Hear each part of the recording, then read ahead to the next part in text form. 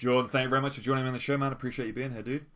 Pleasure, man. Long time in the works. Looking forward to this one. Yeah, no, it's sick, man. It's sick. It's really, really interesting. Again, like I get to talk to a lot of different people from a lot of different backgrounds, but for you kind of hit a few big points home for me.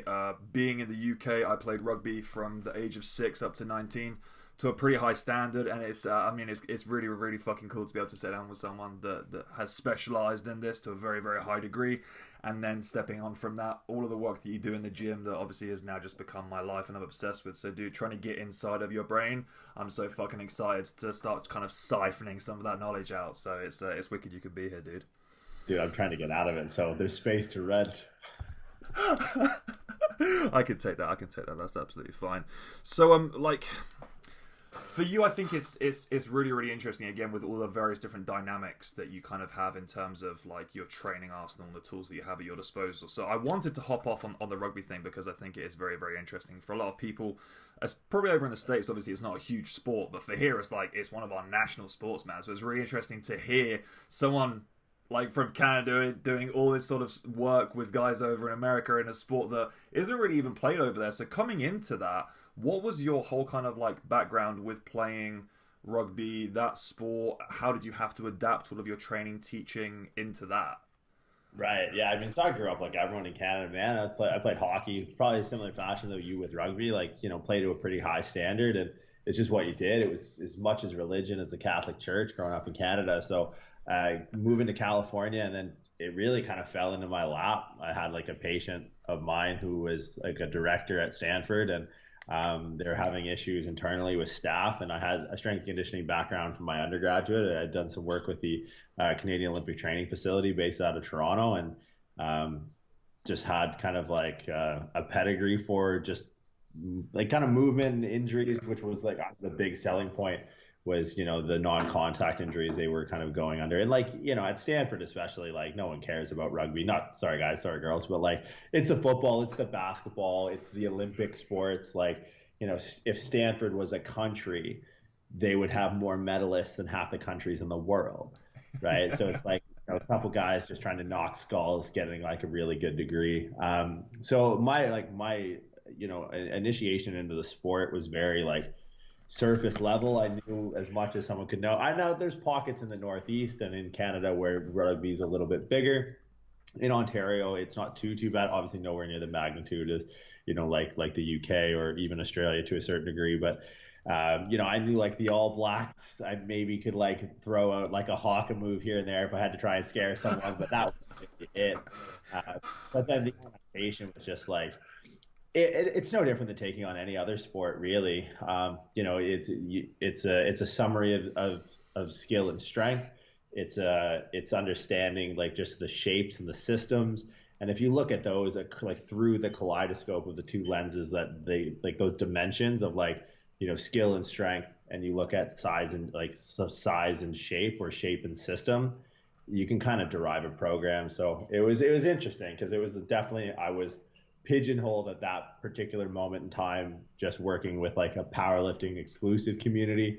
Had a handful of like world record holders that I just happened to train with, and like just kind of really got dropped into that full steam ahead. So it was nice to have something so dynamic like rugby pulling me back in, where you got to think sprint mechanics, you got to think long-term periodization, you got to look at injury risk management, non-contact ACLs, position specific training, the schedule too of the student athlete, I thought brought a whole nother dynamic that I wasn't used to. So it was fun, man. It was definitely like a huge catalyst for me. Yeah, dude, I remember playing. I was thankful enough to get a sports scholarship at college to go to probably kind of like one of the top 5 rugby schools in England, which was fucking ace. It was really, really cool. But like for me, like that was the biggest step up. I was training maybe 2-3 times a week, usually outside with club and kind of county and stuff. Going into that, dude, I went from training two times a week to 5 times a week, plus training at weekends, and then everyone's fucking going out and getting fucked up afterwards on a Saturday night, and then waking up on Sunday and trying to do it all again the next week. You know what I mean? So it's really interesting that you bring up that dynamic, because I, for one, was like, man, this is fucking crazy. We've now got sprints on a Monday, we've got games on a Tuesday, weight session on a Wednesday. So how do you approach that? Obviously, you've got this multi-directional reactive sport as opposed to, you know, powerlifting, which is the complete fucking opposite. You know what I mean? It's like, how do you then take those skills, apply them in here, whilst balancing out kind of that risk factor, that kind of, there's always that kind of negative return on investment, isn't it? It's like, yeah, you can keep on going and going and going and going, but then when it comes out to game day, they're probably going to be playing like shit. Their CNS is probably going to be a little bit fucked up. Like, where did you find that balance, and how long did it kind of take you to kind of get into that groove with the players? Because, of course, everyone's a fucking individual as well, so no one works off the same schedule. Yeah, and that's the hard part, too. Like, I don't think you're not a strength coach until you've had a session of 30 teenagers looking at you going, all right, what do we do? And the thing with me, like, for me in the Silicon Valley, to build buy-in, you had to be smart. Right. So my job prior to that was a chiropractor at Apple's Corporate Wellness Center in Cupertino at their world headquarters. So like, you know, and it's found me well long-term, but like you need to dispel with a lot of what you think you know really quickly, because you don't know how to explain it. And it's only going to drive a wedge between you and in a corporate setting, your patient, or in a team setting, your athlete, especially like, no word of a lie, man. Like I remember, because I bumped into her like literally a handful of times, like physically, like at a water fountain, like bumped into her as a person. So I had some athletes that would come to me that were pursuing an MBA the class before they came to session was held by, the lecturer was Condoleezza Rice, who was the Secretary of State of the U.S. President under the Bush administration. Fuck. You know, they walk in some fucking meathead, like with like a bicep pump, like, oh, who the fuck is this guy? And it's like, look, you know, Condi can fucking, you know, recite the Constitution backwards in Latin if she wanted to. It's like, you need to know, you know, the reasoning behind what you're doing, because they're curious kids. They're fucking brilliant kids, right? Like they're going to be Forbes 500 CEOs and all this. So it was just, for me, it was really like, okay, throw out everything you can explain and rebuild from there. Almost like a Rene Descartes dualism, like I think therefore I am, like just dispense everything. So it really, like, you know, I had 8-9 years of school under my belt. I trained a lot. I trained with a lot of people, but I was like, you get thrown in and you have some like brilliant kid asking you about like, why this exercise, not this one. And it's just like, I don't know. Holy fuck, I don't know. How do I not know? And so it's like, all right, start from scratch. And that's where it really started to get, like, I think honestly the most powerful thing I did that helped me out of the gate to get buy-in was say I don't know. And then next week when I started to layer back the, you know, my fucking psyche that was just shattered by like a 17-year-old girl, was like, okay, this is why we're doing that. And I know, right? It's like, okay, like, you know, it, in their mind, it might be different, but they could understand the reasoning, right? Like, oh, it makes sense. Like, that's all we're after. So that is, I think, something that, and like getting more now into the private sector and like deeper into the private sector and working with coaches one-on-one, I feel like now with the availability of good information, what people are trying to do is make it seem like, you know, that their coach, or like as a coach or as a trainer, that their client or their athlete could never work without them, right? They're trying to overcomplicate. Right, yeah. Where it's like the goal of a good coach is to make them to never want to, right? Like it's so simple and sophisticated that the goal isn't to like make it so complicated they can't do it. It's just that they don't want to do it without you, right? So I think that was a really like an eye-opening for like an experience for me, was just like, I couldn't point at my degrees and be like, that's why, go. And I couldn't like point at my bench press and be like, that's why I go. It's like, you're a fucking moron. And they were right. But yeah, that would probably say being able to say, I don't know. Because then when I started to say, I know and here's why, they're like, okay. And then respect you more for it. Question that for a while. Yeah, 100%. It's I think it's a really interesting dynamic as well, and you probably found that especially with the kind of standard that you're at. And you know, I was thankful to play with a few boys that would 100% be in the national team by now, but because of the schools that they were in and because of who they had as their dad and whatever, these guys that could have been like the fucking greatest athletes of all time are like stepping out in the last season to be like, hey, like dad's asked me to go and run his business up in London and I'm gonna go and do this, and you're like, what in the actual fuck? And dude, I'm sure you must have had that as a coach. You're like, this kid could be the greatest athlete of all time, but it's like, nah, man, daddy's this or mummy's that. It's like, they're never going to do that. And as a fucking S&C coach, you must just be like, oh, fuck, no. I had a guy, it was funny, I was on a podcast this morning, I was just talking about this great dude. I think he's tight end for the New Orleans Saints right now. But I was working with him going into a pro day. Guy's like fucking built like John Cena as an 18-year-old kid. And like he broke the bench press record for the combine. Like smashed it. Like, it was an animal. But like, I remember coming in and be like, hey man, like Shane, like, you know, you're gonna go. Like he's like, yeah. But same deal, like his dad owns a hedge fund or something like that, or operated a hedge fund, and the kid was smart as hell, and was like, you know, I could go to the league, make 400, maybe 450 starting salary, but I could go to fucking Wall Street, or I could go to Silicon Valley and make the same. So, and I'm not getting the shit smashed out of me every single fucking week.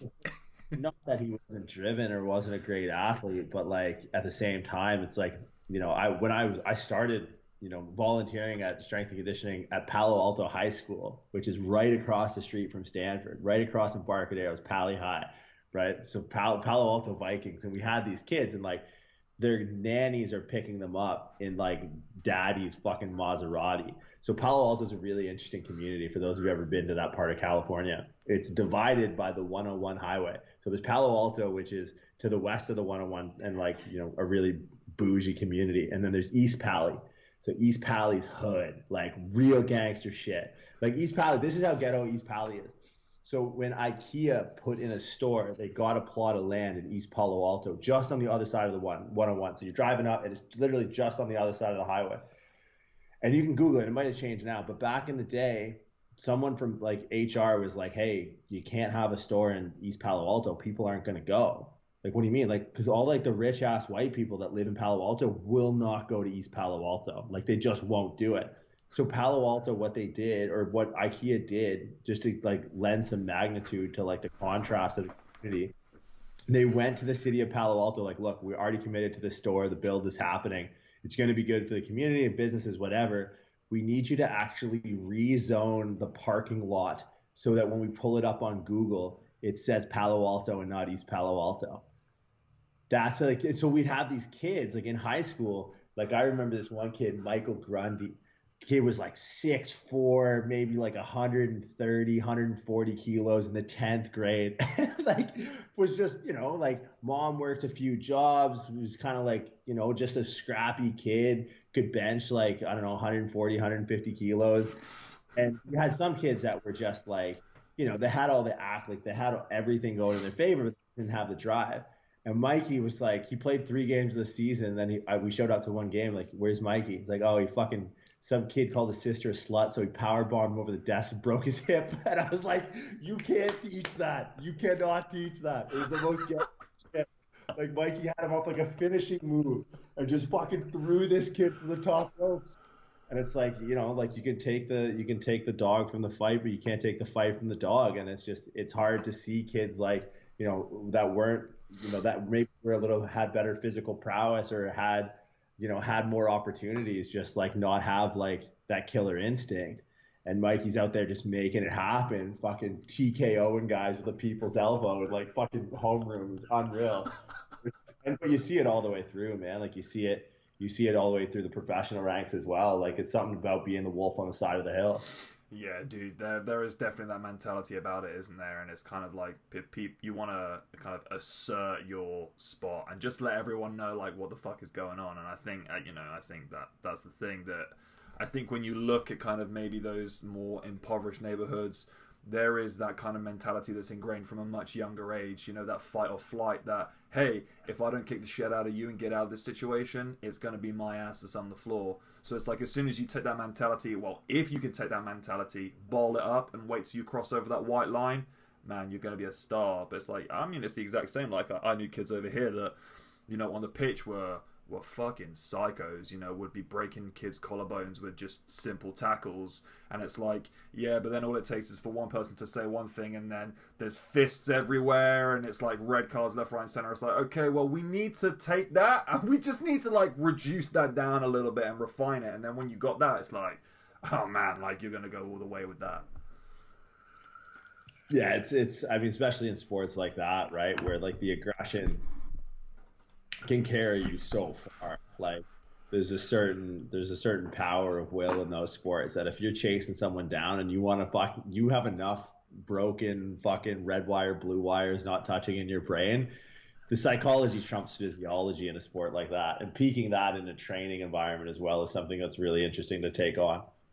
Yeah, 100%. I think that's really interesting that you kind of bring onto that, because I think obviously with everything that I did in rugby, then coming across moving into like strength sports. So I've been competing in strongman for 2 years now. Hopefully looking to get my pro card in the next couple of years with a lot of work behind it. And it's like the mentality shift again, although there is that kind of you really got to get in there, it's a completely different connotation in terms of like stepping up to perform instead of being on the pitch and again reactive. You've got 14 other guys around you.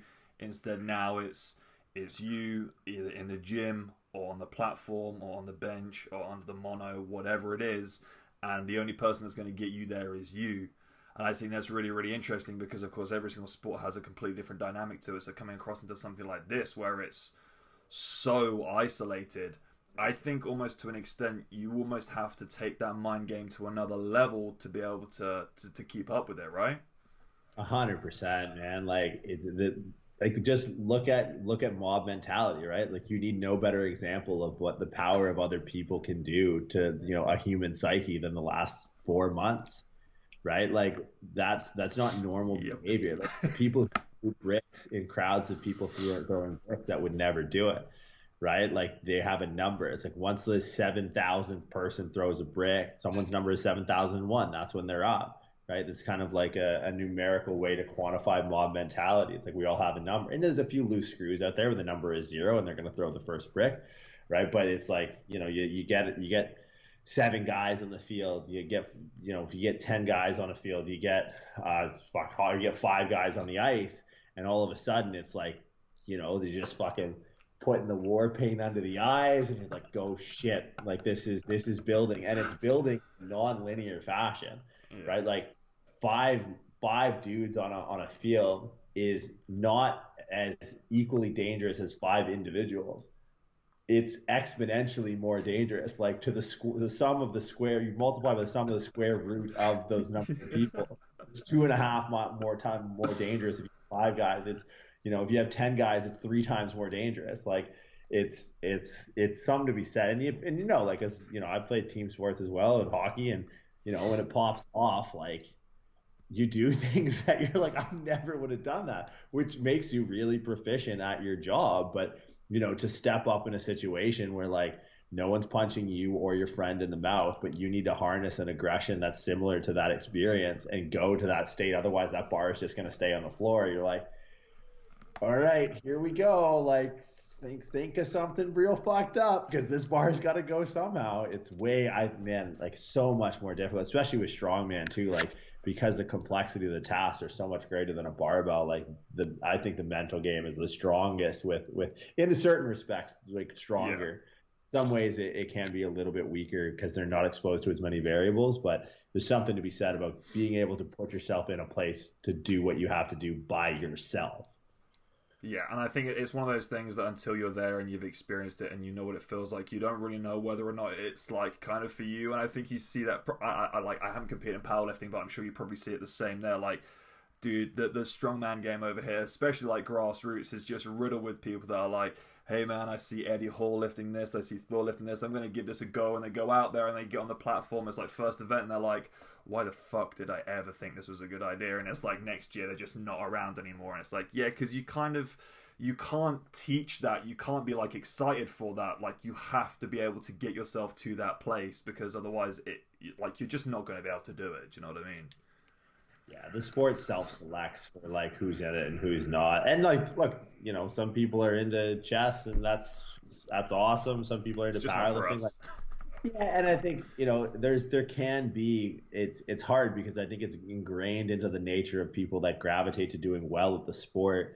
It can come off like a sport with a high barrier of entry because, like, from a social outsider's perspective, it seems like every broken fucking toy that's good at picking up rocks is also the scariest person ever, right? You're walking into a strongman gym as like an untrained individual, and they're actually like, one of my buddies, Tyson Morrissey, owns a gym called Geelong in the suburbs of Melbourne. And my girlfriend's brother just moved out that way. And I was like, Nick, go train. Guy, he goes, just strong kid, a little wiry fucker, but they're like, go train at Tyson's gym. Like, he wanted to get into lift weights. It's like, no, I can't go there. It's like, dude, this is the only place you should go. Right? He's like, no, they're all like, Tyson, they lift like 400. It's like, yeah, dude, it doesn't matter. Like, if you are of the same mindset and that's a place you want to be, that's the only place you can be. But it is an interesting self-selection process, because you see people like, wow, you're never gonna see that guy again. That was his first and only meet. It's not like running a 5K, right? Like, it's not like out for a few days. It's like, my soul is scarred. Yeah, it's like, okay, we're gonna open up first event. It's gonna be max rep car deadlift, and then we're gonna go into like a carry and then a yoke, and you're like, dude, my spine has never known so much fucking loading in all of its life, but it's in one day. You know what I mean? It's like, it's a different ball game. Yeah, you guys are on another level, man. Hats off to Strongman. Absolutely love it. But then it also means that I get to do a few different things, so I'm not just squat, benching, and deadlifting every single day. So I've got a little bit there as well. So I think it definitely makes it a little bit more interesting in terms of like attention spans and stuff. Because I think I'm probably a little bit ADHD. I can't just be doing the same shit day in, day out. It'll fucking kill me, man. Variety is the spice of life. That's right. Yeah, exactly. And that's really, really interesting, because I think, obviously, with everything that you put out there, and again, going back to how you approach things from lots of different places, like with your bodybuilding influences, your powerlifting influences, your chiro influences, I think it's really interesting, because then that gives you a slightly different tint on the eyes that you see the world through, and kind of coming into like powerlifting, obviously with all of the various different backgrounds, you utilize a lot of bodybuilding movements, you utilize a lot of different activations, which I think is really, really interesting. And just kind of getting into that, do you feel like those various different influences from those backgrounds has helped you develop better, not only as an athlete, but as a coach? And if so, like, why and where has that come into play? Yeah, I'm lucky, man. Like, I have the best friends, just because like I've just been in weird situations where like every person I ever looked up to, I now have their self, like, and I pinch myself every day. Like, but is that luck, dude? Like, because you fucking worked your dick off for a long time to fucking get where you are. Do you know what I mean? Right. Yeah, and I don't want to discount it. And I would probably punch someone in the mouth if they ever told me I was lucky. Like, I've lived in a car. I was in California. I had less than no money. I used to have a conversation with myself that if I walked to the grocery store, I could get more food, but I would expend more calories. I'd have to take more trips, but I'd spend less money because I wouldn't have to get gas. But if I got gas, I wouldn't expend those calories. I'd be able to get more food technically because I could carry it or load it in the car, but I wouldn't be able to load it in the car because I'd have to get gas and wouldn't be able to get food. So like, I've had these conversations like, yeah, like, I wouldn't wish some of the situations I've been on my worst enemy, but like, I'm like, I have like a classical education and like going to an undergraduate degree and like, pursuing graduate school. But I think a lot of the stuff is just being able to like, I was just lucky that the grad school I went to was 10 minutes from Boss Barbell Club, and my training partners on a regular basis were Emily Hu, Christy Hawkins, Dan Green, and Andrew Herbert. I was the only guy on a Friday night that didn't have multiple world records. So I just sat as a fly in the wall, shut the fuck up. And then, through Dan, I met like Ed Cohen and Jesse Burdick. And so it's like I got a Mount Rushmore of power. And then, I became good friends with like Steffi Cohen and like early on in my powerlifting career. And, just being to have her as a resource, and then being able to teach for, Good Life. And I get to meet like these diamond in the rough coaches. I don't even say diamond in the rough, but like people who are super into powerlifting. So like one of my close friends now, like Stu Locke, is like, I think he's brilliant as far as coaching goes. And it's tough. Like, I think a lot of it is just being able to just be in the right room, like be at the right table. Like, to a certain degree, like I didn't want to be the smartest, like don't be the smartest guy in the room. But it's like, I wanted to be the dumbest, fattest, weakest, out of shape guy in every room. And then I met Ben Pekulski, and we went on the road, and that was next level for me. Like, he was someone I looked up to a lot. And I think the biggest thing for me was like just giving those people like credit for the impact that they've had. Like, this is a synthesis. Like, I don't know many chiropractors who are powerlifters, who are strength coaches, and who, I know you know, none. right. Well, and it's like, and then I also like don't know. And I think a big part of it is like what we do is just about people, right? Like I was just lucky enough that like, you know, because I know these people and I can pull from them as a resource. So I think that's like the biggest thing is just like, you know, in pulling all this together, it's really like the people that I've been able to learn from. Like the book learning and the experience, I think is not something to be overlooked, but like you can consolidate so much like in just like meeting people, being able to talk to them and confer with them like in real time. Like I don't need to read, you know, 700 pages to synthesize an idea around muscle hypertrophy. I can just text message someone and be like, hey, dude, what do you think of this? Like, no, you're dumb. You're way off the mark. Here's why. It's like, oh, wow, that just saved me a lot of time. Now I have time to think about something else. So yeah, I like I said, I don't want to like chalk it up to luck, but at the same time, like I'm pretty lucky to be in a situation where like those resources can be tapped on a fairly regular basis. And like, you know, I'm not going to discount the fact that there aren't heavy influences on what I know more so than any fucking diploma or certificate or anything I have for sure. Yeah, I think it's really interesting that you say that kind of, because I always talk about it and I've spoken about it multiple times on the podcast, having that kind of like that humbleness, that sponge mentality to be like, okay, how about I don't know shit and let's take on board all of these various different things, and once I have this plethora of information, I then get to cherry pick what I want to prioritize and what I deem worthy for X, Y, and Z, whatever it might be. Do you know what I mean? So I think it's really interesting, like always having that little fish in a big pond mentality, that actually, you know, only several years down the line when you still think you're a little fish, you look at the pond that you're in and actually you've learned so fucking much that you're the biggest carp in that pond, and it's like, okay, now I have all of the tools which like you've been doing for several years and continue to do now, to then take all that information that I've learned and then re-educate other people who maybe couldn't have been in those rooms with Dan Green, who maybe couldn't have been in that seminar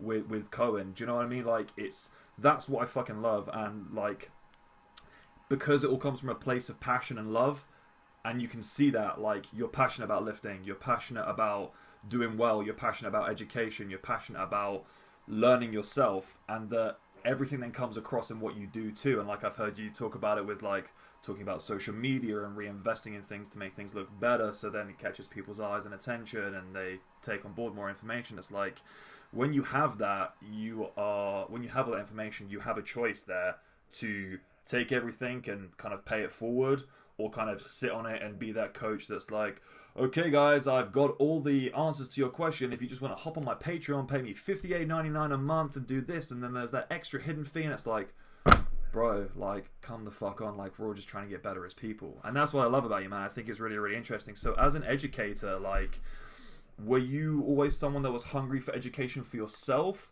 or were you always someone that kind of really enjoyed that process of, hey man, let's try this out, I figured out this new thing, like, and then letting people experience it themselves? Yeah, I was. I mean, I'm always like I always maintain. I used to say I'm an athlete first, but I think that just evolved to I'm a meathead first. in like cadaver lab. So like a large part of like the education that I got, it's like pretty entrenched in anatomy. So like I would spend 9 months, and I spent the better part of 4 years in a cadaver lab, so just cutting open dead bodies and seeing what's under the hood, right? So like it was for me, yeah, fucking metalist. I couldn't even pull so metal. But yeah, but like it was like that to me was like, you know, I was like, holy shit, like this, I'll like cut open a shoulder dissection and look at it and be like, oh, like that's how the pec inserts. Like it's not this clean, you know, it's a fucking nightmare in there. And like you're cutting through fascia, you get a fresh one, and you're trying to really like, and you see like, oh man, like this guy had like a torn supraspinatus or something, like this dead body you're looking at, and like it just changes the way, like, and I always just wanted to learn, not to get smarter, but it's just to get fucking bigger. Like I remember, dude, one of my best friends is a dude named Kevin High. We were in undergrad together, and he was like, the first day of undergrad, I was pretty heavy into training. I was like maybe 115 kilos in like first year undergrad. Was like, thought I was a big dog on campus, and I looked across and there's this other guy who's pretty jacked. We kind of like didn't like each other because like, is he bigger than me? Yeah, the two jackedest dudes in a room. They're like, And then I remember like our first class was nutrition, and then basically like we just hightailed it to the lecturer's or the professor's office after, and we had like some meat-headed questions about getting bigger, and we were best friends ever since. So like I know a lot of information based off of the driving force that I always just wanted. I didn't want to get smarter. I didn't give a fuck. Like I think my sister's like brilliant, like a real doctor, like doesn't just play one on Instagram. And my dad is like, you know, his IQ is actually incalculably high. Like depending on the way the wind blows, like my dad is like off the spectrum, fucking smart. And I was the kid who was like getting into fights, like, you know, I was like drinking at 16 and just didn't give a fuck. And then I just wanted to get really fucking huge. And then I realized after 10 years of just chasing down, like, okay, I was in sport, I wanted to get faster. Okay, how do I do that? And I was like, you know, I don't know how to pay my taxes, which is like a huge concern. But like when it comes to like training stuff, yeah. So I think like that for me, it wasn't necessarily like, you know, a wantingness to learn, because I think this is the hard part now, and it's a tough thing to teach, but I think we do it really well because so much information can be like summed up into sound bites and 140 characters or less, or a good post, a good caption will get you a lot of traffic. Like what the fuck does that even mean, right? So and it's something that I struggle with, because it's like I want to teach based off experience, but I need to teach people to have experience, which is tough, right? Like you can take a course and you can listen to me for 16 weeks, but it's like, dude, you weren't in the office at 5 a.m. You weren't in less than that same day in another office at noon.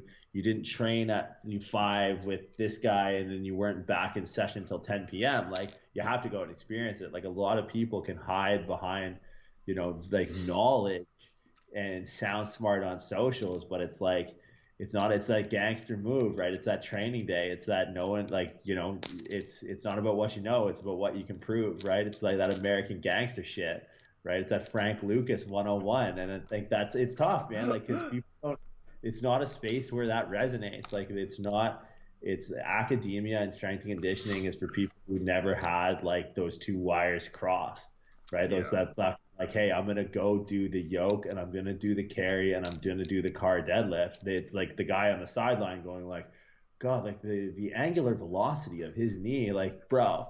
Just Rayman, just fucking like sums, just go. Put the fucking tacky on and pick up the goddamn stone. You'll learn more about that stone than fucking angular velocity and and don't get me wrong, like I dig on sports science huge, but I dig on it from an applied standpoint. Like I can't nerd out on science just for the hell of it. Like I nerd out on science when it's like, yo, look how jacked this dude is, right? Like that's kind of where I'm at. These are facts. Right, man. It's just I think it's a tough profession, and I think it's only getting harder. And the nice thing is the industry is decentralizing away from standard education models, because it just leaves a pissing match of fucking khaki polo tucked in New Balance motherfuckers, and it's just like, nah, like the real ones are the ones in the trenches, man. Yeah, dude, like you completely and utterly hit the nail on the head there. It's so true, and it's interesting again, like, with the outreach of social media, with the day and age that we live in, where it's like you have education on a 24-hour stream at your fingertips from any source that you fucking want it. You can drink from whatever fountain and whatever time of day. Doesn't mean it's going to be factually correct. Doesn't mean it's going to be evidentially supported. It's just some fucking jack dude that is telling you that this is what you got to do. And I think, again, and I've spoken about this with numerous different people, like social media is such a blessing, but at the same time it's just like a fucking nightmare, because you've got all of these people that don't have the education or haven't looked at the data from the paper accurately, or it's anecdotal and they haven't realized, and they're putting out false information. And it's like, okay, I'm now at a crossroads where as an educator I'm like, okay, do I now have to go into the trenches and be like, look, motherfucker, this isn't right, this is what we should be doing, this is what we should be doing? Or do you take the time and the attention, the focus to be like, okay, I've got to leave that, I can't fight that fight, I've got to then go on this path and just educate the people that are in this circle and just kind of leave these guys by the wayside? Because that's the fucking hardest thing as an educator, right? It's like knowing that you're leaving people out. Right. And I think it's funny, the more I do it, like I try and teach from a first principles perspective. Like I remember the first YouTube video I put up. I was with a guy named Craig Capurso. He ended up being my training partner. He was like big in bodybuilding.com. He had like a 6-figure supplement deal with Cellucor. Yeah, long looked like Fabio. He was on every fucking Harlequin novel, smut, basically weird like single Stepford housewife porn crap. Yep. Dude, like huge beauty. Like I owe everything to that guy because he really got me like started thinking of like how the business actually works. But like I remember this guy like back in the day when we were first training together, he was like, look, you can't be a hater because like it's hard when resources are scarce. Like, and the more I get into it, like I would look at someone like Kelly Starrett, like, oh, this guy's so fucking dumb. And the more I do like the stuff that I do, I'm like, yo, K-Star's the GOAT, man. Like he was able to relay, I think, a really intelligent message to a lot of people. Like, how Fuck dumb yeah. am I? I don't have any followers, I don't have any money, and I was just resentful and bitter. But it's like I learned from that early days. It's like, look, I just need to teach first principles. Because when me and Craig put up that first YouTube video on his channel, I was like, oh, like, what if a mean person on the internet thinks I'm wrong? And I'm just like, 3 days of no sleep, hitting refresh on his fucking YouTube page. And I'm like, what am I doing? Yeah. Oh wait. It's like I realized that up to that point, I've put so much thought into the content that it's like, okay, if there's a lapse in interpretation, there's maybe 50 people on the planet who might be able to make an argument against whatever the fuck the video was. And those 50 people, I probably know half of them by name at that point, and the other aren't watching fucking Craig Capurso's YouTube channel.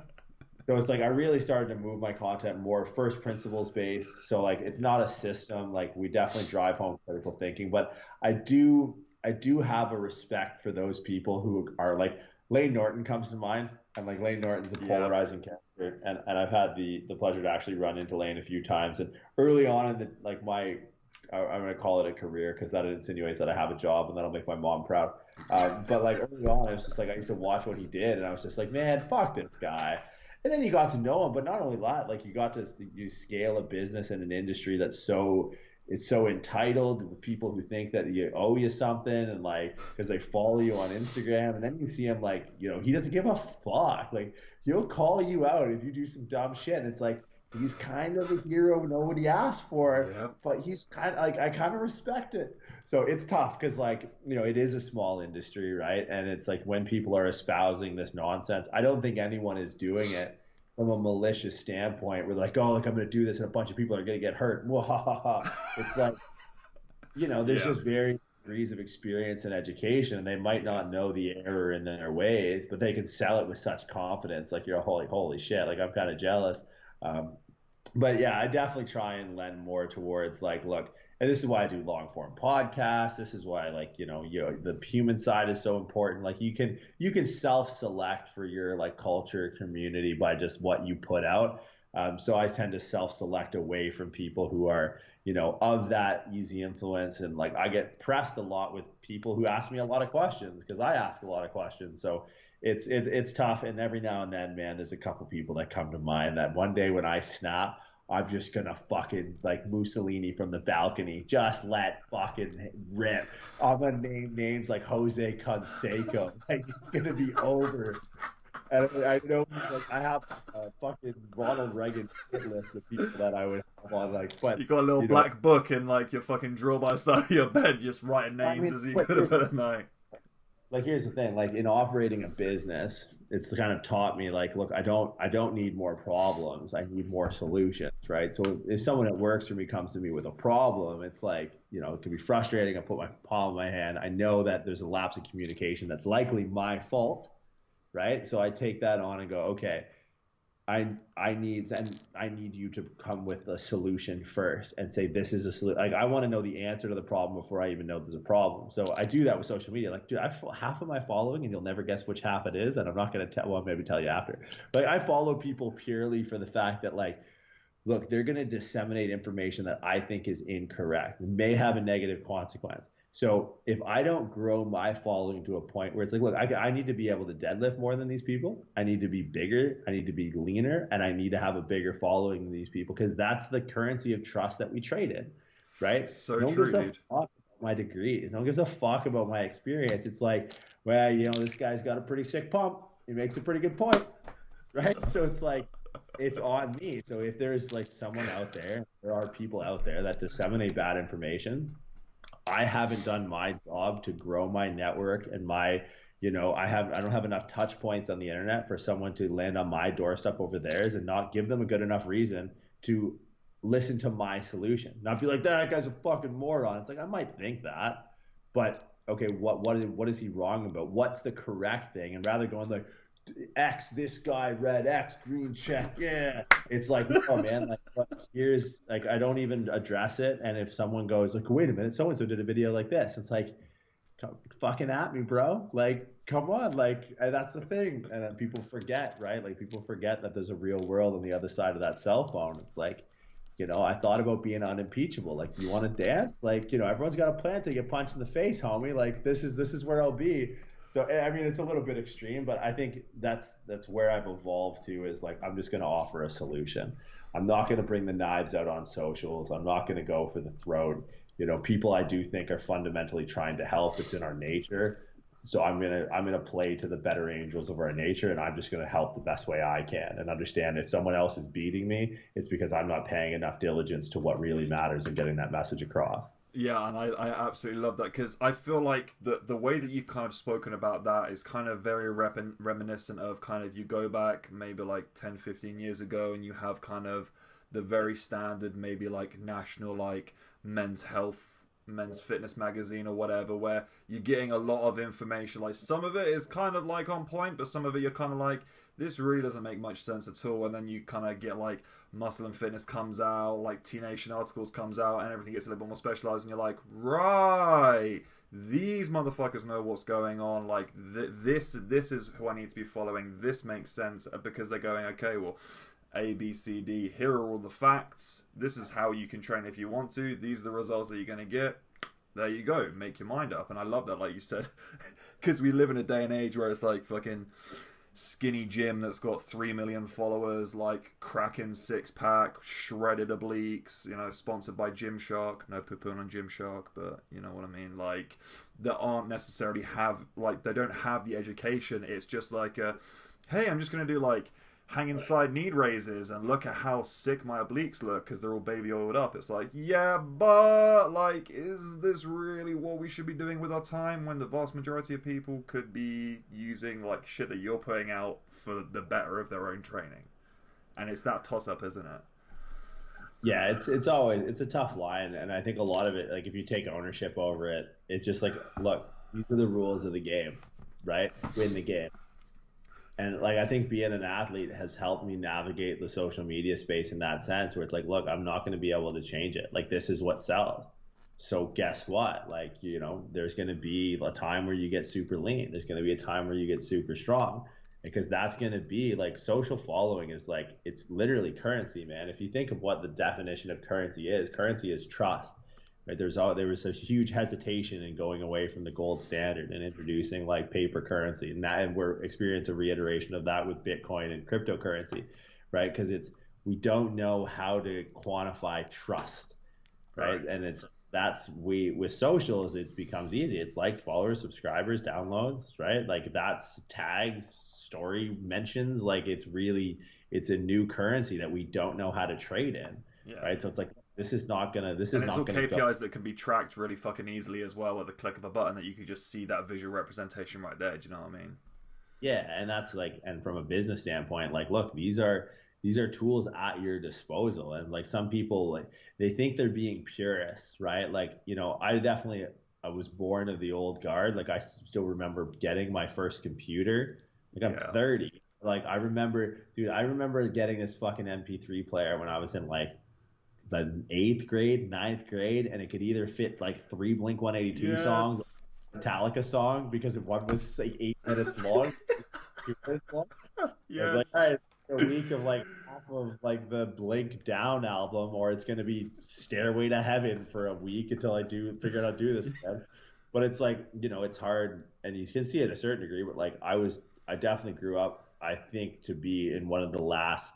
Like, you could have an inception into training and like learn to, or manifest a passion for training without any peripheral pat on the back, without any double tap, without anything, right? Like, I didn't get an Instagram account until I was in grad school, right? And I even then, like, I wanted to pay it forward to like you know, the OGs that did it in the dark, right? To like the Kurt Kowalskis who were squatting 1,000 for 2 in some dusty gym in Maryland where they're like someone No propped one up. fucking knew about.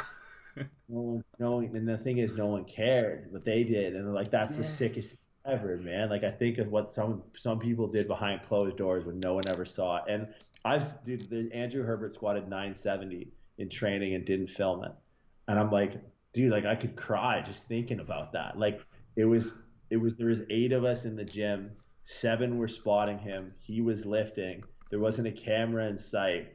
And I mean, all of us, the minimum squat, I think it may have been me with a 750 pounds, 355 kilo squat, and was like, and it was just epic. Like the 7 of us will have that forever. Like, man, the times Herbie fucking annihilated a world record in training, and no one was. It's Zen almost. Like if a tree falls in a forest and no one's around. Record falls at a gym and no one's around to record it. Like they didn't make a world record.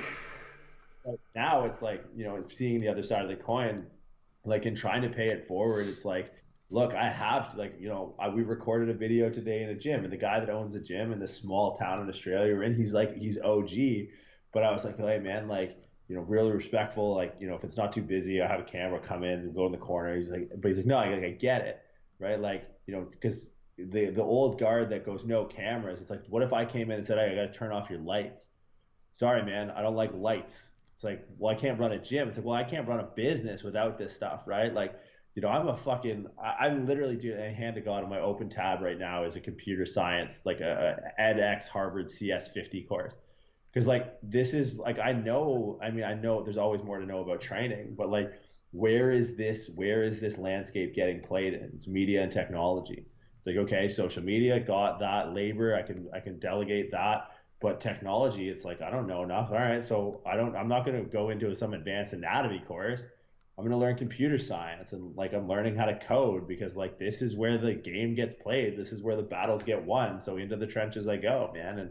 And like I fucking hate computer science, but I love the idea of being able to educate, like, you know, scaling influence. Like, you know, I could teach trainers and coaches and therapists that will all go out and have, you know, 1,000 clients or 1,000 patients in like their career, and they can make decisions based off what I taught them. Like the idea of having meta impact, and now my rate limiter is technology. Fuck, I don't like the idea of, you know, binary. The letter A is actually 0010001. It's number 65 through bits or bytes or whatever the fuck. Like I didn't know that. And somehow that's going to help me relay a message about fucking, you know, anterior or rib cage mechanics. And it's like, I love training, and this is the frontier that we're playing on, I think. Yeah, 100%. That's so interesting. Like, especially when you're saying all of that, because all of my best friends are all computer scientists, and I grew up like around that. So like for me, I'm like, oh yeah, that seems pretty normal. For like everyone else, it's like, dude, you might as well be speaking fucking Latin. Do you know what I mean? But then it's like so interesting, because you're like, it's then taking that and then translating that through into that language that someone else can speak, putting it into layman's terms for someone to be like, oh right, okay, so I've just got to tuck this rib cage down, I've got to bring this in, and it's like, right, okay, now we've finally got there. But it's like you've had to go through that whole translation process to be like, look, okay, this is what we really need to be doing, and this is why, and this is how you're going to understand it, and then this is how you're going to apply it. And I think, dude, along that fucking road, there are so many speed bumps, there are so many forks where you can go off and just get completely distracted and kind of give across the wrong information, that I think taking that raw information, like many of those guys did way back, you know, I'm thinking like back in the Soviet times, taking those texts and then translating them and giving them through. It's like that's what we have in this day and age, but it's not like Soviet text. It's like all of this shit we already know, but we just can't use it properly yet. Yeah, because I think, and this is something I've talked about a lot recently, it's like there's a push now to be like, to go back to the basics. And I think the biggest misconception is that basics are simple. The basics aren't simple. The basics are sophisticated as fuck, and the people who are really good at them make it seem simple. And I always draw this comparison. So when I was working in the Silicon Valley, like I was a chiropractor at Apple. So like you saw everyone from like the guy that worked the cafeteria in the Infinite Loop in like the major building to, you know, the CEO of the company. Like you literally saw every walk of life, which was pretty amazing. And I remember getting this guy who came in, and I was asking him what he did. And he told me, he's like, oh, like, you know, have you ever seen an Apple billboard? I look fucking blind to you. Of course I see. You guys have billboards everywhere. Are you serious? Like, I can't take a shit without seeing an Apple billboard. And it's like, well, I designed those. So I work in the marketing team. I helped design the billboards. And I laughed at him. I was like, bro, you serious? It's the easiest job ever. And he's like, he kind of turned his head to the side and like shook his head. He was a super nice dude. And I was like, thank fuck. Right? I'm yo, and the wall was white behind me, and I obviously had an iPhone working there, and I was like, yo, I got your billboard right here, and I like put the phone up against the white backdrop of the wall. I'm like, because that's all Apple billboards are, man. Like next time you drive down the motorway, like just look, it's just a black phone on a white backdrop. And then he's like, do you have any idea how many iterations of one of those billboards it takes? He's like, literally thousands. And I'm like, what? And he pulled up on his phone all the different ways that, you know, they change the angle of the light, or you change the angle of the phone, or change the position of the logo. And he's like, this is probably one of the most sophisticated jobs in the company. This is as hard as, you know, microprocessors and chips and you know, magnetic frequencies or EFR or any of that. And I was like, holy shit. And then it kind of clicked. It's like, look, when I send a program to a client, it's going to be reps, sets, tempo, rest period, duration, notes, right? And you could see, someone could I could guarantee you, in a parallel universe, there's someone out there who's written the exact same program as me, but not from a sophisticated standpoint. And it's probably not landing in the person's inbox that it should, right? So it's like, it's what's beneath the hood. It's what's below the surface. Like there's so much to the basics that is so sophisticated, but we're like oversimplifying things. It's like, no, it's like people always like, there's a great quote by Neil deGrasse Tyson. It's like, the universe is of no obligation to make sense to you. And I think the human body is very similar to that, where people are like, oh, it's so simple, you can just squat. It's like, you motherfucker, how dare you say that about the thing that I've dedicated half my life to? It's not. We might make it seem so, and that's the art of it. And I think when we start to appreciate it as an art, equal parts art and science, or in some parts more art than science, I think we get back to that sophistication that really makes it worth doing. Yeah, 100%, 100%. It's so funny, isn't it? It's like, obviously, you take a client through something, or you take someone through something, and they go, wow, man, like, you made that look so much easier than it was. And it's like, well, yeah, motherfucker, I've been doing this nearly every single day for the last 12 years. Like, do you really think if it's still looking difficult at this point, I probably should be fucking teaching you this? Do you know what I mean? Right. Like, it doesn't really make much sense. Now, like, I love to wrap up the podcast in the same way with absolutely everyone, because I think it's really interesting to get everyone's standpoint, and I'm really, really excited to kind of see where you're going to come at this from. So for a split second, I want you to imagine that you are stepping into a time machine and that you're taking a step back in time. You get to visit your younger self when you're maybe 10, 11, 12 years of age, very influential age. You've got your whole life ahead of you. You've got a whole mountain of shit that you've got to get through before you get to where you are today. In the few moments you spend with your younger self, you get to impart a bit of wisdom, knowledge, maybe a mantra to live by, a way to live your life, some advice. What do you give yourself in those last few moments to help your younger self get through all that shit to where you're currently sat today? Nothing. Say nothing. Just silence, staring down. Well, I don't know, man. Like, it's funny. I've iterations of this question have crossed my desk that I think at a certain point, once you like get to 30, all of a sudden you're like, oh fuck, like I'm a third of the way through a good life, or halfway through a really good life. We'll see when I die. But like, it's just like, I wouldn't change. Like, yeah, I've had some shit, you know, like anyone does. Fuck, I mean, you don't need to look far to listen to someone. You can talk to a guy in a bus, he'd probably tell you a story that you wouldn't fucking believe, some atrocious thing that's happened to him or his family. So it's like, I wouldn't change it, because I think the problem with this question is to make a change is to insinuate that you're not happy with where you are right now, right? And I think that's my like sort of like metaphysical wrapping of my head around like this question, because it does seem a little bit timeless, doesn't it? Like it is almost up there with like, what is the meaning of life? Like, what would you do to your younger self? And it's like, dude, I'm stoked. Like literally every time we get to do something, like the first thing, she hears it 10 times a day, like, I'm so excited to do this, like I'm so excited to go to the gym today, like I'm so excited to like go train tomorrow, I'm so excited to get coffee in the morning. And it's just like, she's like, yeah, I get it, like, okay, great.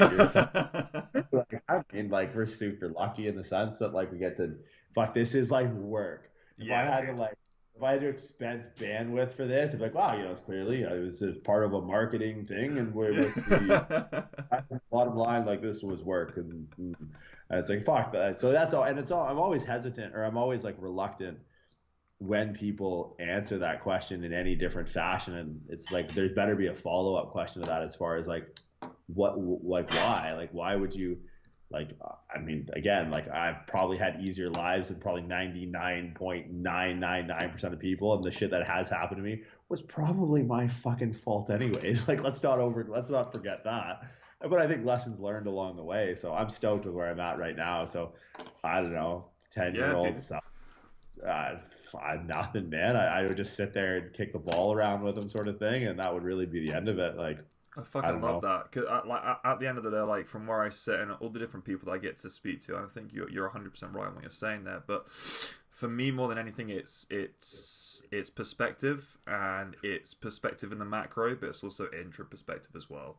So perspective in terms of like the decisions you've made and how that's impacted you and how that's then changed your life moving forward. I think life is very, very reactive, and actually like I don't get asked a question much myself, but if I was to respond, I would pretty much say the exact same thing you did there, because I personally am a firm believer of that everything that has happened to get you to where you are today. And if any of that shit had changed who I am sat here now saying what I'm saying, I wouldn't necessarily be on the same path. I wouldn't have the same mentality. And fuck yeah, I've done some bad shit, but like I like myself enough as a person who I am right now. Do you know what I mean? Like I wouldn't want to change who I am right now because hey, I fucking like it, dude. Yeah, I think that's the way to go. And I think if your answer, and look, I'm not a shrink or anything like that, but if your answer is any different, like you might want to reconsider where you're at and where you're headed, because like the last thing I'd want to be doing is like chasing myself in these hypothetical decade after decade, like, oh, if I only knew this when I was 20, it's like, fuck, dude, like you gotta evaluate where you're at. But yeah, it's an interesting question, man. And like, the metaphysical stuff, it just starts to grip you a little bit more as you get older. And it's just like the idea of perspective is all relative, right? And I always like think like perspective is relative in the same way time is relative, right? Like think of like watching, what's that fucking movie? Interstellar, right? Where they go on that one island to get, or that one planet to get the one guy. Yeah. This giant wave. Meanwhile, like the black dude's up there, like, yo, it's been 80 fucking years. Like, where is everyone? It was like 7 minutes. Right? This idea of like relativity. So you can't project perspective on a 10-year-old because it's all relative. Right. So it's just, I don't know. It's fun. Like I love going into those kind of metaphysical rabbit holes, and like the older you get, I think the more you start to like draw and pull from them. But yeah, that's a great question to ask. And it's one that like, I think I have a hard and fast answer, and it's one that's good to kind of like re-ask and reiterate, because if any of those iterations start to deviate away from that answer, then it's like, oh shit. That's an issue. Like you gotta keep an eye on your mind sometimes, because it falling off the fucking ends up with shit when you're not paying attention to it. That's for sure. Yeah, 100%. Joe, man, thank you so much for doing this, brother. I fucking could literally speak to you all day long. It's been an absolute pleasure, man. I know you are crazy busy with everything you've got going on at the moment, but thank you for doing this. Thank you for all of the education that you're doing. Thank you for all the content that you're putting out there, the both of you, with Prescript, everything you guys are doing on IG, man. It's fucking awesome, and hopefully a lot of people are learning from it and growing as athletes. And dude, hopefully everyone's leveling up at the same rate, because I think we've got some very exciting years of not only of competition but of learning ahead of us too, man. So thank you for everything that you're doing, dude. I do appreciate you having me on, man. Appreciate you taking the time. It's been fun.